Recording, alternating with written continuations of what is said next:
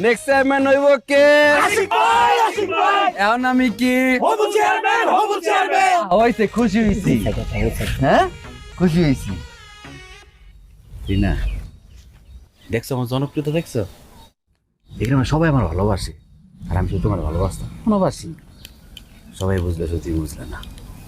কেন সময় আছে? হ্যাঁ বলো।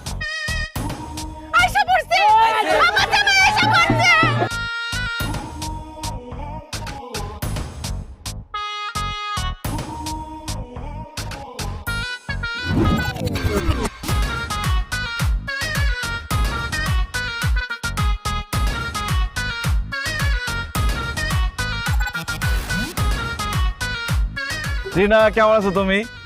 আছি। তুমি কেমন আছো? এই ভাগ্নে, আসার সময় রাস্তায় তোমার কোনো সমস্যা নেই তো? মামা কি সব উল্টাপাল্টা